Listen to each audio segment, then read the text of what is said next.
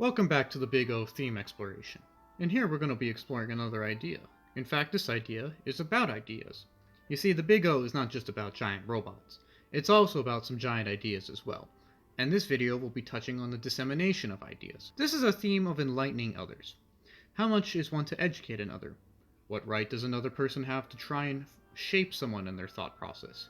When does concern become condescension? When does support become force? You see, there's a difference between telling someone something that is objectively good and what you think is good. No one would argue or oppose if you told someone not to stick a fork in an electrical outlet. It's objectively bad to stick a fork in an electrical socket. It's bad for the grid, and it's most definitely bad for the person doing so.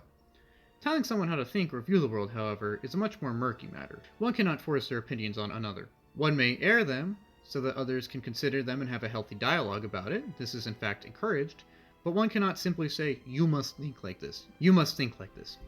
It is fundamentally wrong to try and completely shape the opinions of others, as this strips them of the agency found in shaping oneself. Doing so dehumanizes someone, and that theme is found in the Big O.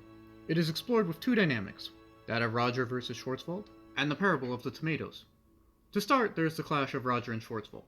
Both have bigs, but use them for different purposes. Roger and the Big O seek to team up in order to protect the city and maintain the peace, a peace which allows people to go about their daily lives and conduct themselves how they please. Schwarzwald and Big Duo team up for a very different goal, however.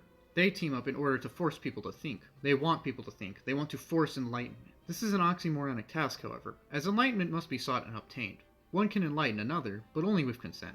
To be enlightened, one must have come to their own conclusions and goals and views and hold them firm. And any view which is forced upon someone is not necessarily their own. They cannot hold too firm for it for this reason. They will either blindly follow it or lose faith in it. This means it cannot serve as a stable foundation for discovery or enlightenment. Therefore, any enlightenment forced upon someone is false, as they did not organically accept it. Roger simply wants to allow people to do whatever. Schwarzwald is literally trying to force them to accept enlightenment. He's trying to force them to think. He's using force to impress his views upon others as well. And while I think it goes without saying that both Paradigm and Alex Rosewater are scummy, and that people should question stuff, getting people to conclude that or act upon it must be done organically. Roger understands this, and while believing that Rosewater is scummy and that Paradigm is bad, and that maybe he should question some stuff, he never forces anyone to think. This is a driver in the conflict between Roger and Schwarzwald.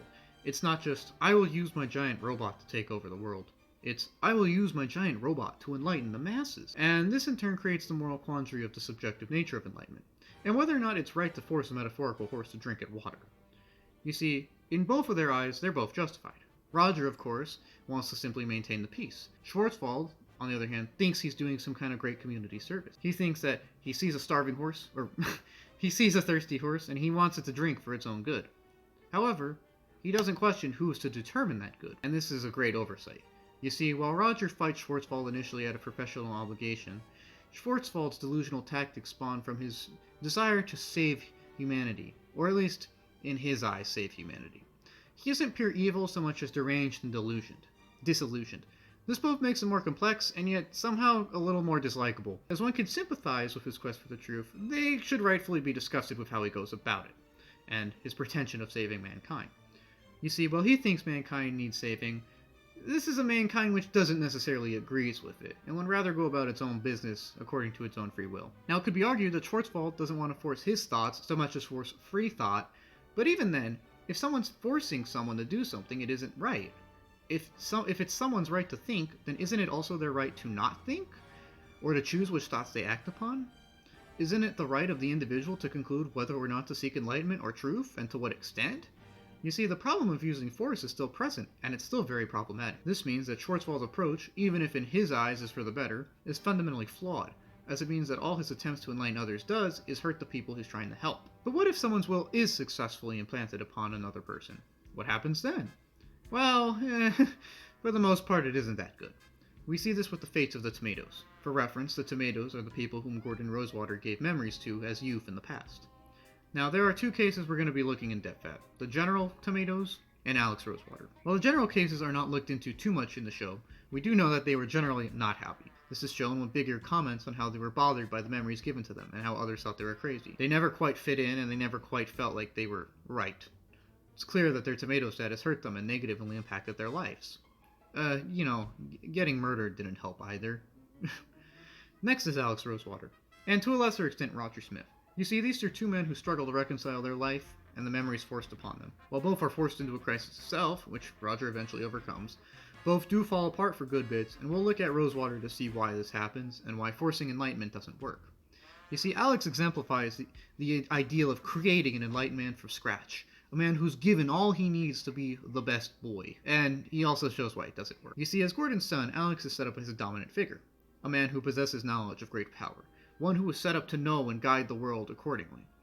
This is all based upon a foundation implanted in him, however, and he's actually just a tomato, and not actually that special. As mentioned before, this causes massive insecurities for Big Al, and ultimately leads him astray as he embarks on his great ego quest. This is someone who's disturbed by their status in the world, a status which they have not naturally come to, a status which they question because the views that they have are not necessarily the ones that they came to organically.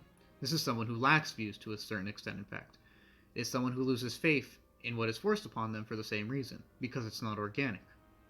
In the end, one cannot hold steadfast to views they did not organically come to. Deep inside, Alex knows that his insight and his position were forced upon him. He did not actually obtain it for himself, and as since he did not really struggle for it. This lack of struggle in turn leads to a lack of character development, and in turn a lack of self. And so, he has a crisis of self and falls apart when he realizes that he's not necessarily who he thinks he is, or who he set out to be, because who he was set out to be was already decided for him when those who decided what enlightenment was implanted that decision inside of him. You see, to be enlightened, the individual needs to do so themselves, and with whatever help they choose to accept. It cannot, however, be forced on someone, as someone uses their own views and goals to help navigate and get through life. They need to own them in order to use them properly, and people generally struggle to own something that isn't theirs. So, forcing someone to view the world with a view that isn't theirs actually just blinds them.